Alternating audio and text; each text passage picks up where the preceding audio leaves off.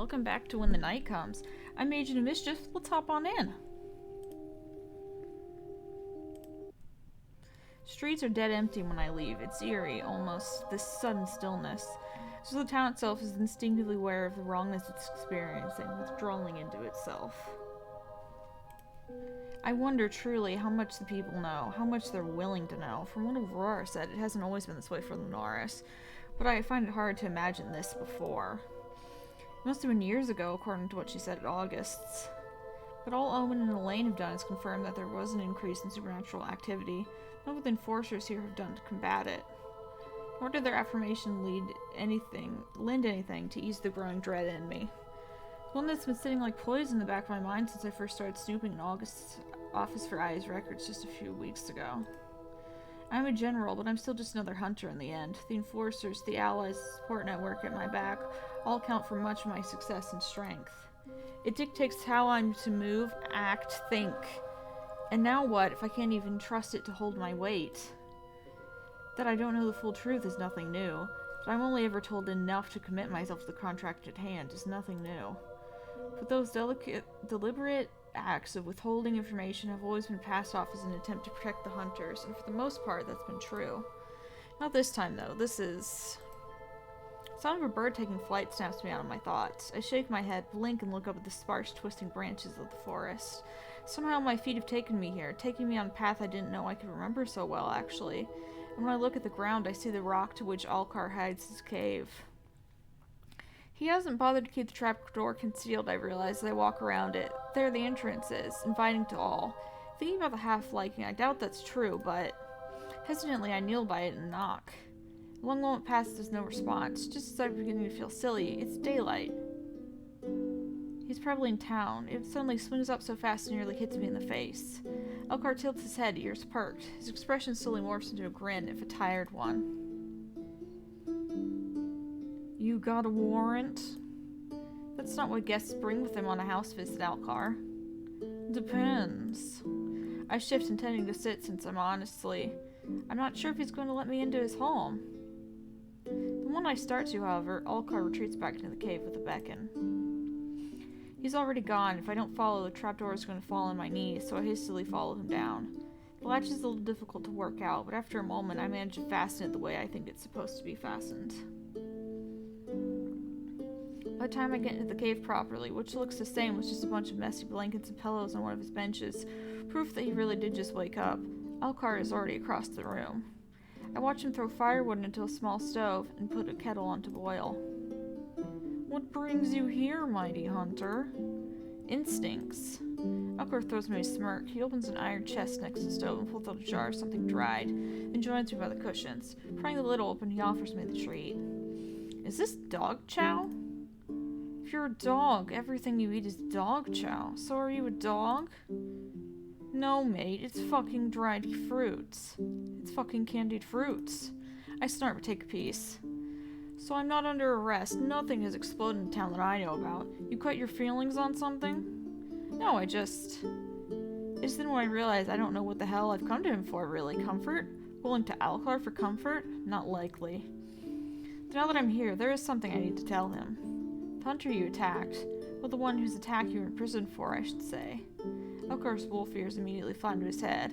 I see his jaw clench, but he looks straight at me, red eyes sharp. Yeah? His name is Azazel. We found signs of him in the dungeons. Alcar inhales sharply, then sighs, the relief evident in the drop of his shoulders, but then he raises his eyebrows. Wait, in the dungeons? The dungeons where they kept me?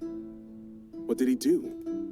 We don't know, but he was there. I'm sure he was at the very least alive when you were taken in. Then why did they... I don't know. Alcar snorts, and this time the sound is bitter. He gets to his feet and begins to pace, tightening the bandages around his hands. I can feel his upset, the intensity of it, and under all that brewing resentment, I can't blame him. You keep using past tenses. What happened to this Azazel bloke? I don't know that either, which is the problem. Alcar pauses and looks at me in disbelief. After a moment, however, he sighs and comes back to sit down again. Guess that's why you're here. To tell you, yes. Your employers sure like to keep shit hush-hush. Figured as much. But thanks for telling me. It's been sitting like a fucking gravestone on my mind since... Well, now I feel pretty fucking bummed out, actually. I can't believe they put me through that shit for something that never even happened. I'm sorry, this shouldn't have happened. They had no right. They don't need rights. They only needed a reason and the upper hand. The bitter pessimism in Alcar's words sting, but I shake my head.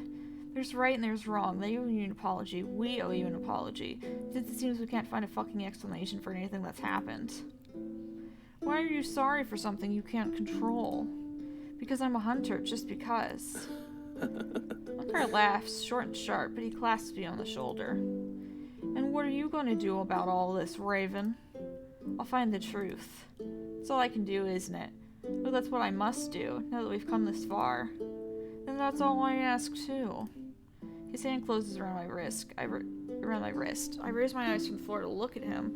The sheer intensity with which he stares back at me, the sheer sincerity in his eyes almost carries the force of a blow. Thank you.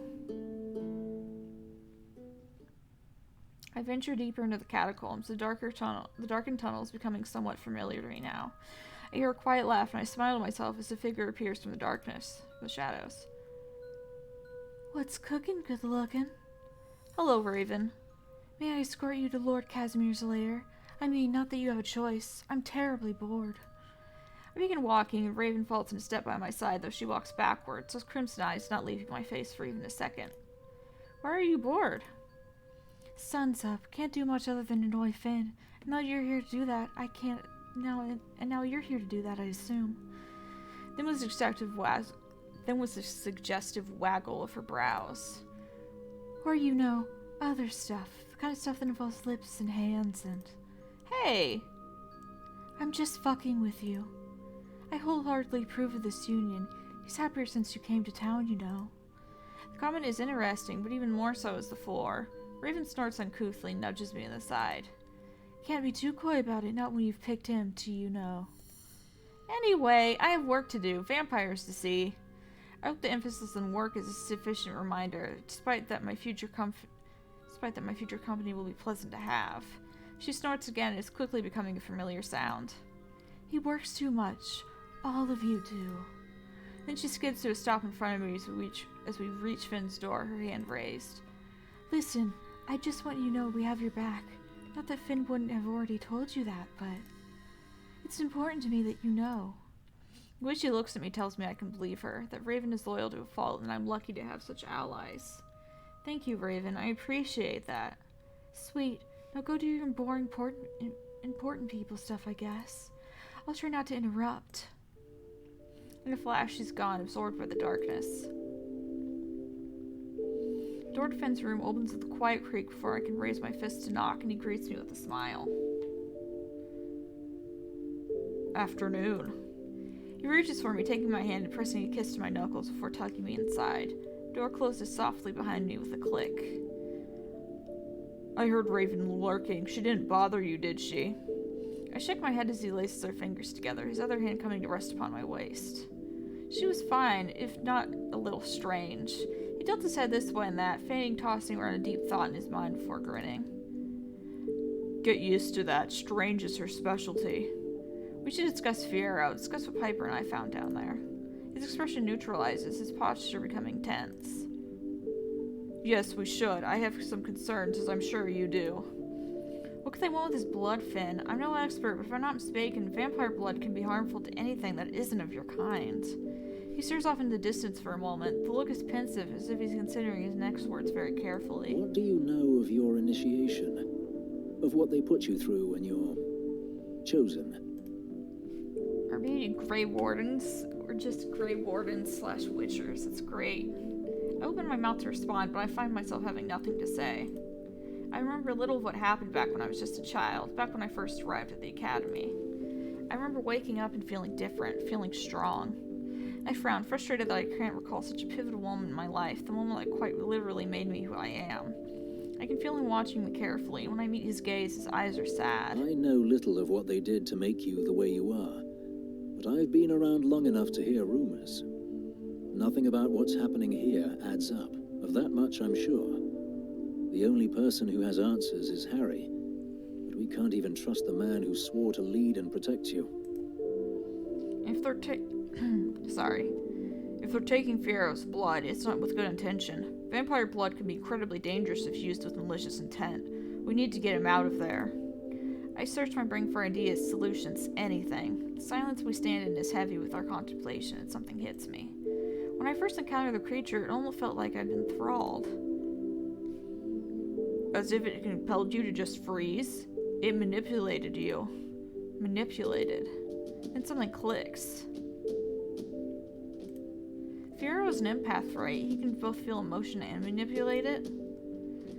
Yes, and he's incredibly powerful. Levi wouldn't have looked at him twice if he wasn't different. There are other vampires that have such abilities. Even I can influence people's thoughts, but not to the extent that he can.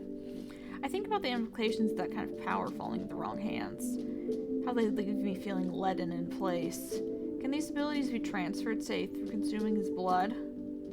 I can't say I've ever heard of such a thing being done, but it's certainly not impossible. That creature, if it had been given his blood, why? What could that possibly achieve? I take a deep breath, trying to gather my thoughts. Already they're heavy in my mind at what this might mean. Something new, something powerful. The rumors you've heard about the initiation, can you tell me? He grips the edge of his desk, the wood creaking beneath his fingertips. There are many things about the agency's practices that I've heard over the centuries. None of them are particularly kind, but most sound too far-fetched to be plausible. My personal favorite is that hunters grow on trees. Were you grown on a tree? I laugh, rolling my eyes. Point taken. Not all of them are exactly sane rumors, then. No, but with everything that's been going on around here lately, stranger things have happened. Oh my god, stranger things has happened in this world. I'm kidding.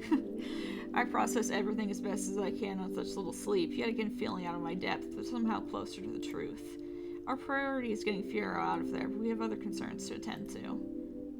I can have the clan work on an extraction plan, now that we know exactly where he is. Leave that to us. At least there's one less thing for you to worry about, right? Though I could use your help with enlisting Merriman to assist. We could do with someone on your side. Consider it done. I look at him, and even through all this doubt and uncertainty, I feel safe. He reaches for me again, and I go willingly, winding my arms around his neck, smiling when he leans in to rub his cold nose along my jaw. We're unstoppable, remember? I shiver against him, and he holds me a little bit tighter, strong arms encircling my waist. I remember. You're amazing. And whatever that thing is, it has a world of pain coming its way. I run a hand through his hair, letting the soft obsidian strands twine about my fingers. He hums, his eyes fluttering closed. Then he kisses me. The cool press of his lips against my own is the only reassurance I'll ever need. The feel of his body so strong against mine, all I'll ever want. He gently walks me backwards until I'm crowded against the door, and I smile against his lips as his hands begin to wander. He pulls back to look at me with a sharp inhale, eyes dark, lips parted. If you have somewhere to be, I suggest you leave now before I can't find the strength to tear myself away. As much as I'd love to forget my duties. He steps away, straightening his clothing with a sly smile when I fail to respond. Go. I've been around long enough. It's not like I'm going anywhere.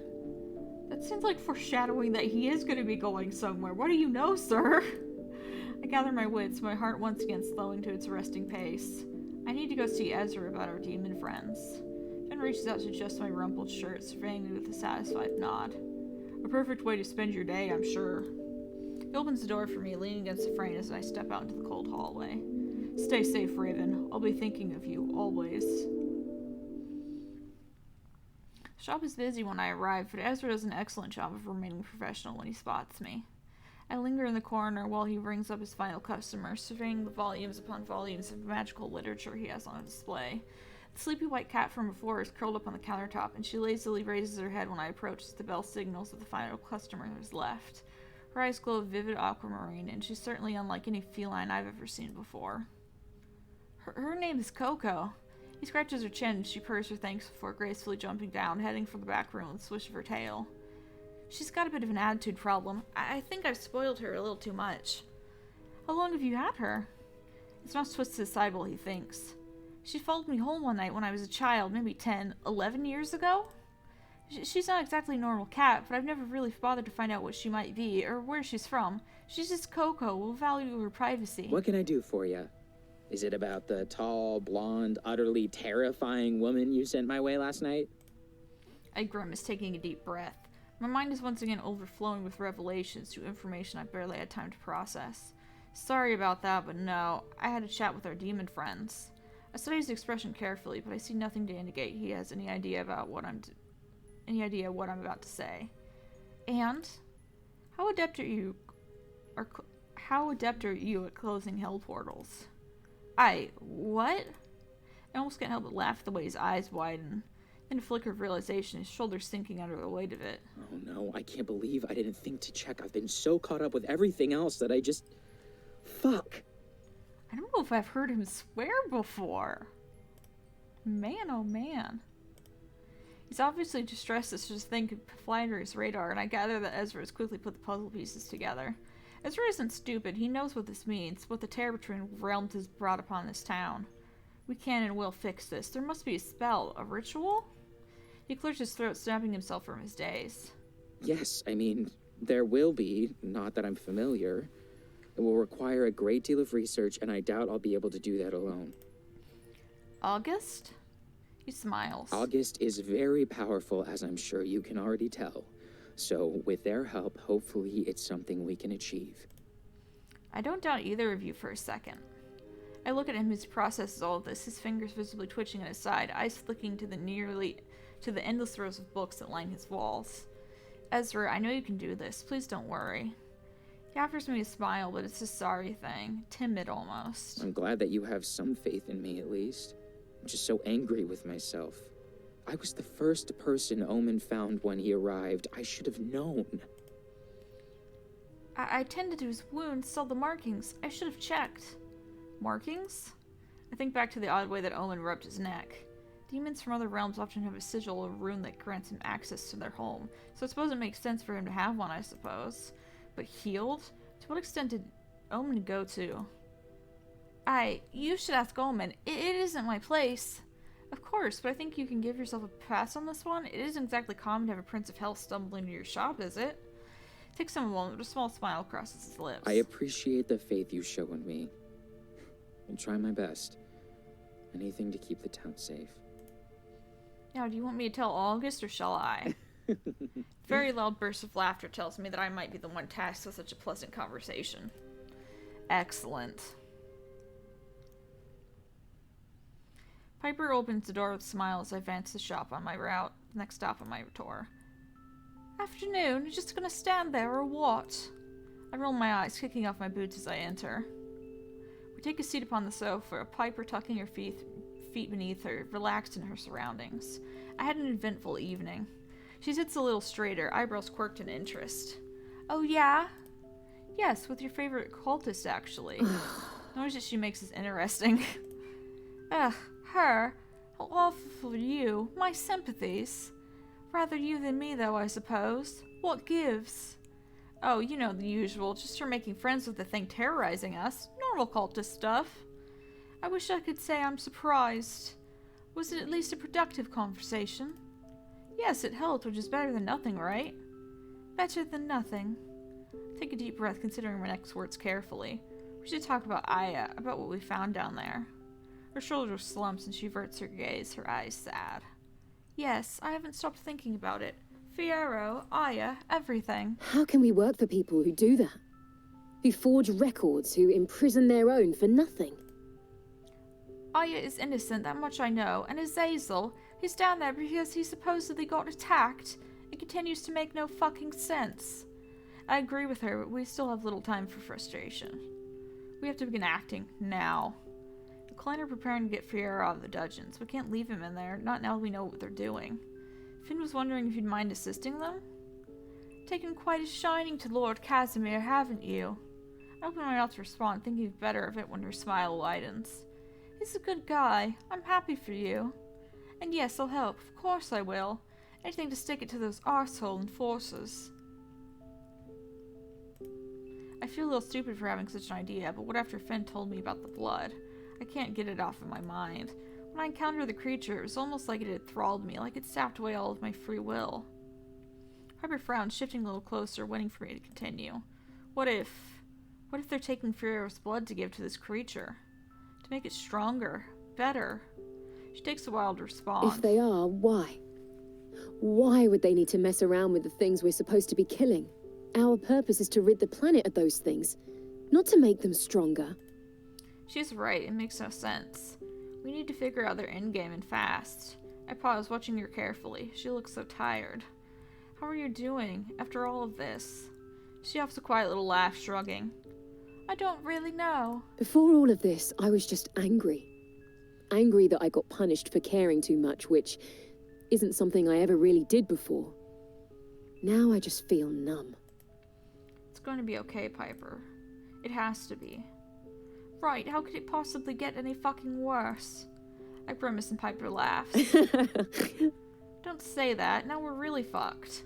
The groan, I reluctantly tear myself from the comfort of her sofa. The mere thought of dragging myself across the street to the wolf makes me want to weep, but I really should check in with August. I need to go and visit our dear enforcer. Have fun with that, I suppose. She crinkles her nose in disgust, and I can't help but laugh at the expression. Thanks a bunch. I head for the door, turning to look at her one last time when she yells, Wouldn't want to be ya! In the aftermath of what we learned, August and Ezra were quick to action, gathering supplies and the instruments required to perform the spell. That was the first day. Then time stretched on. 1 day. 2 days. 4. A week. Knowing that everything was leading up to this moment and that it might not even work was stressful to say the least. What if they couldn't close it? What if the creature is still that strong without this unseen force feeding it? Those worries linger, but I found ways to distract myself. I hunted nightly. I spent time training with Piper, studying with August. There's also Finn. Still in moments with him amongst all the chaos, moments that only solidified my feelings for him. Then knock at my door one night. The news I've been waiting for. I step outside just in time to watch the sunset over the horizon. The sky darkens and clouds are tipped with orange and purple until all that hangs over me is endless black. Somehow I feel lighter than ever as I head for the forest. A funny kind of hope settling in my gut. Ezra and August are strong alone, but together, I think back to that moment in Ezra's shop, the reconciliation between the two, the shift in how they hold themselves, a weight finally released. Together, I have no doubt that they're unstoppable. There's only one way to find out. Omen and Elaine had entered our realm right on the edge of town, just as the cobblestones fade into dirt. The trees are denser here, everything a little less ominous. I find Ezra and August exactly where they said they would be, both of them looking a little pensive. Raven, right on time. I know you don't suffer tardiness. Very good. Now, shall we just get on with it, I suppose? Ezra has already laid out his supplies, a neat little pile of strange things you could only ever find in a magic shop. There's also a symbol drawn on the floor that looks startlingly similar to a pentagram with a few minor changes. Ezra catches me looking and offers me a shrug as if saying, of course, us closing a portal to one of the many hells would require such a thing. Just another day in Lunaris. Let's just get this over with. He pulls a vial from his belt, the liquid dark and viscous. From my experience, I recognize it as demon blood. Omen gave it willingly. I didn't stab him or anything. I think we know that, Ezra. Just checking. He pours the blood upon the ground at their feet, the faintest shimmer shining in the grass when it makes contact. They join hands and begin chanting. Manes, Mina, I'm Aeoni. From the fire of earth. Quae Mina, I'm Saz. To the fire of hell. No, sorry. To the fire of hell. The shimmer grows in luminosity. It pulses brighter still until it's almost blinding. I step back, watching as their grip on one another tightens, their legs glow, legs shaking. Ezra almost falters, but August holds him steady, gives him strength. Quae sa sea noct yisaz. We call to he who rules this realm. Yes, Copa. Close this gate. The ground beneath our feet rumbles. It stutters and shakes from their incantation. A vibration I feel deep in my bones. Yes, Copa. Close this gate. Then, stillness, silence. Slowly they release one another, exchanging appraising glances of their current state. There's some haggard breathing, but they're apparently fine. They turn their attention back to the tear. Or former tear. Is it done? Did it work? Perhaps the question was too soon. It tumbles out before I can stop it, and it echoes loudly. Just seeing the hazy portal wink out was anything to go by. I damn well better ask. I think it did. The energy still lingers, but I no longer feel anything pulling at me. Not like I did when we first arrived. The only way to know for sure is to get Omen or Elaine to check for us. I can't. Esther is interrupted by a chorus of yelling and terrible screaming. As if all at once the air is kicked from our lungs, one brief moment of relief we had is extinguished at the sound. It's coming from town. But we need to... I'll clean up here. Go, I've got this. We both look at him hesitant, but time is of the essence, and we know we have no choice. Nothing had better happen to Ezra. He is such a sweet lad. I will scream at the computer. Stay safe. Head straight home as soon as you're done. You've exhausted yourself enough for one evening.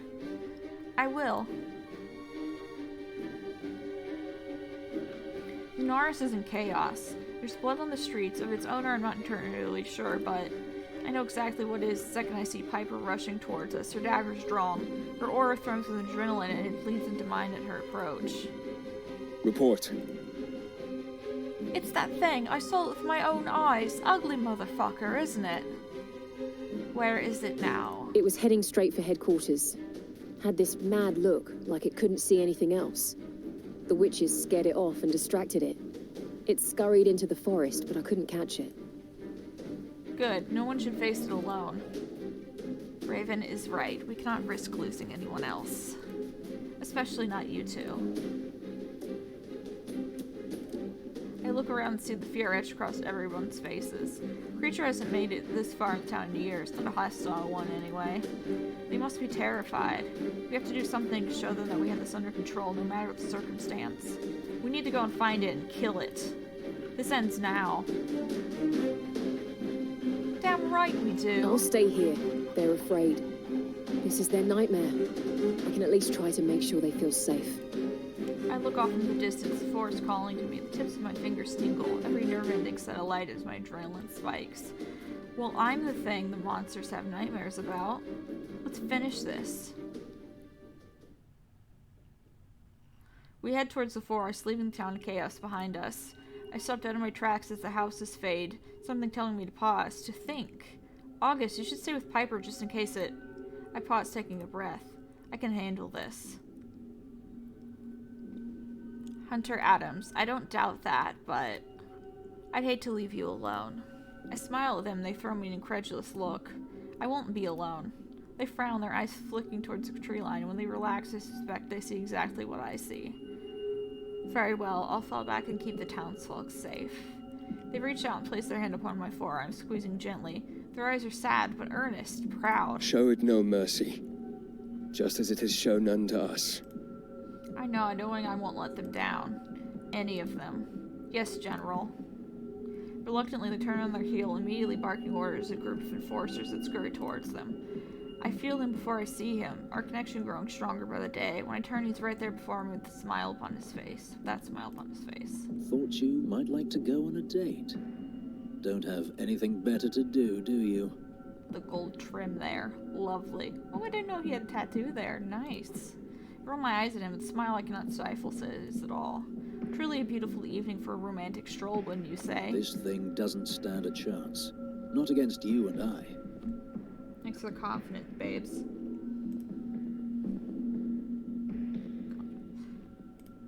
He eagerly grabs my hand, reeling me close and casting me with a fierce kiss. I push my fingers in his hair, tugging the strands, smiling against his lips when he lets out an appreciative little purr. It's quick, but that's all I need. His affection gives me more strength than I could ever dream. Still holding me close, he smiles. Let's go kick this creature back to whatever hell it dared to crawl from. And so we shall. It doesn't take us long to find the creature's obvious path of destruction. Blood and ichor cover the ground, its own I assume. It's path of trees that have been felled, jagged claw marks covering the splintered bark. I close my eyes, but Finn snaps me for my concentration when he steps in front of me. Wait. If this gets bad, I might... change. I would hope you'd never have to see me like that. I know I'm already a monster. I just hope you don't think any less of me when you see what I really am. For him to think I could ever be repulsed by him is madness. I've seen many creatures in my time, many horrors, but Finn could never be one of them. I can never see him as anything less than the man I've come to feel for. Take his face in my hand, stroking my thumbs over the knife edge of his cheekbones, and I smile. You're not a monster to me. When he next speaks, his voice is whiskey smooth and addictive. Silly of me to think you could ever be fazed by anything, I suppose. He presses a kiss to each of my palms before I withdraw my touch. All I see when I look at you is someone who I care about, I pause, the words feeling heavy upon my tongue. Before I can continue, there's a sorrowful groan that echoes from deep within the forest. It lumbers into a clearing, too close to town for comfort, too alert and entirely focused on me. Only me. Finn grabs my arm, pressing his lips to my ear. I'll keep its attention, you attack. Don't let it thrall you. It straightens up, taller than I remember, but still no taller than me. What if it thralls you? Finn smiles, clenching his fists. Ooh. Yes. I watched him transform before me, shifting into something not human. The once gentle gold of his eyes is swallowed by fathomless black, dark fissures appearing on the surface of his milky skin. His prosthetic glows so brightly that I'm blinded, and when I gain my focus, it too has changed, shifted just like his master. That's dope. A weapon. Next speak, his voice is different, deeper, every syllable shaking. I don't know if I can do deeper. It can try. I throw myself forward, unafraid, and kicking up dirt. I throw back my fist, landing the first hit with satisfying smack. The impact reverberates through my knuckles, and I reach for my weapon as the creature gathers itself. Finn and I fall into an easy routine, as if we've been doing this forever. He keeps me alert, keeps it distracted, and I lay into it with every ounce of unbidden power that surges through my body. We violently clash, nothing but a flurry of frenzied moments and strikes. I swing hard into the beast, erring to stick to my typical strategy of attack, not letting the furious tempo of this battle overtake my senses. However, there is method to its madness, and its poise and posture remain, something more than brute strength keeping it steady. When finally one of its attacks connects, the creature lets out a horrific scream, something like flooding my ears, and it near sends me to my knees. I dial back to catch myself, my vision blurring. Finn is fast, more quick and nimble than anything I've ever seen, but even he is thrown to the ground beside me. He skids to a stop as he hits the trunk of a tree already splintered by the creature's hand. It's stronger than we anticipated. More than that, despite its haggard appearance, it fights like I do. Calculated and precise, calm in a way no creature could ever be or ever has been. It fights like a hunter. He pulls himself to his feet with a growl, his eyes bared and his eyes wild. God, what if it's fuck. I bring my hand to my face as they circle one another, seeing crimson linking between my fingers and staining my skin. Finn calls me, parrying its heavy attacks with relative ease, giving it as good as it gets, but still struggling. I find myself frozen, my breathing heavy, but everything has been laid out before me, and I curse my stupidity for not seeing it sooner. As if the creature has read my thoughts, as if it knows that I've figured it out, it gives something to smile with that grotesque maw. I want to see what picture of what this damn thing is supposed to look like. I want to know how creepy it is. Let me see it, game. It pushes Finn aside with sternly display of strength like he's a mere afterthought and heads for me, transfixed. His eyes are constant on my form, long, heavy strides gaining quick momentum in my direction. I cannot move, I cannot think, it's all a haze now. The only coherent thought I have is, I'm going to die here, all I can hope is that Finn makes it out. He draws back his gnarled arm, and I brace for impact. It's too soon for me to steel myself against his thought, and I feel my body shocked with pain. Get it.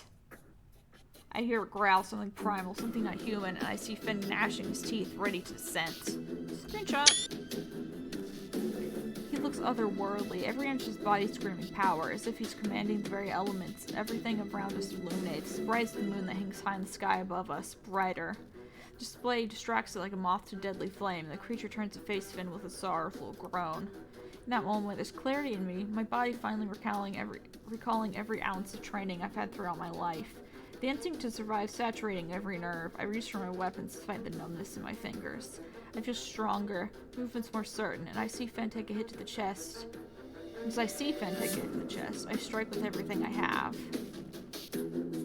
I drive my weapon into the back of its neck with a guttural scream. It swats at me blindly like a wild animal trying to shake me off. It stumbles feverishly in random directions, but considerably more sluggish than before. Again, it attempts to remove the thing that will help it meet its maker, but I relent. I hold on, plunging it deeper until I can hear the sickening crack of the bone. The creature's voice is smaller now, shaking and shaking, as if the life from it is finally torn asunder. It halts in its movements till it falls to its knees and pounds the dusty earth. I wait and I wait till I'm certain it is no longer. Finally, there's a resounding silence, and I catch my breath, try to anyway. I look for Finn in the aftermath, and I watch as he forces himself to his feet, blood running from his nose and towards the hollow of his throat. He swipes his face with a clawed hand, licking the blood clean. Of course he does. He's a vampire. Gotta lick that blood. His eyes remain fixed upon the blackened palm as he sucks the red from his fangs with a swipe of his teeth, with his tongue. I feel it, warm and wet and running down my ribs. Blood. I almost don't feel the pain through my feverish adrenaline. When Finn turns and fixes me with wild eyes, I quickly take stock of my injuries. His teeth are bared in something other than familiar handsome grin, and for the first time, my instincts tell me not to trust him, to fear him. But it's still Finn. It's still the man that I've come to adore. I slowly press my hand over the worst wound, the one on my side. I feel the initial rush of blood slip against my palm as I apply pressure. I see Finn's nostrils flaring. Finn, it's okay, it's over. His gaze meets my own. It's not the warm, gentle gold I'm used to. It's something fathomless and dark. He takes a step toward me, my body screaming at me to protect myself, to fight. Flexes his fingers, his movement stuttering, and then he stops. Raven. I nod slowly, taking a tentative step forward. He doesn't react, but his posture remains tense. Yes, it's me. He closes his eyes tight, his hands balled in a fist at his side. Go. You should... go. His words are pain to struggle, and suddenly the anger and uncertainty I feel from him are replaced with overwhelming sadness. He doesn't want to hurt me. He's scared he's going to hurt me. I can't possibly leave him like this. Slowly, I take another step towards him. I might be stubborn, but Finn has been there for me from the beginning. He wouldn't leave me, I know it. As I draw closer, he tenses further, turning his face away from me like he's ashamed. Finn, please, let me help. Tell me what to do. He shakes his head. I don't want to hurt you. I'd never forgive myself. I know it in my heart that he won't, that he will not.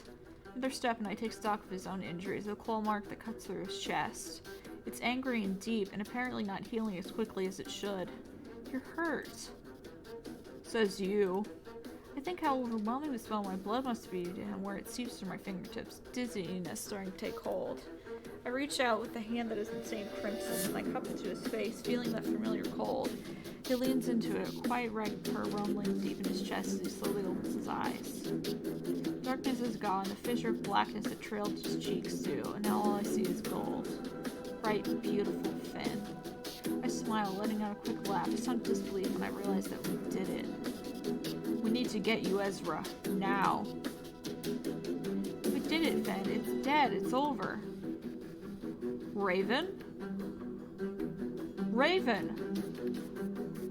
We did it, Finn. No. Stay with me. Then, everything goes black.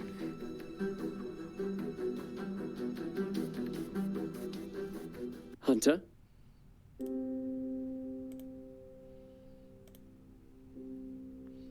Alright. With that done, we finally defeat the creature. I think we're gonna leave things here for now. If you've enjoyed the video, if you're enjoying the series, if you enjoy the game, if you have, if you want to talk about characters, what have you, maybe leave a like, a comment, a subscribe, what have you, and I will see you guys in the next video. Goodbye.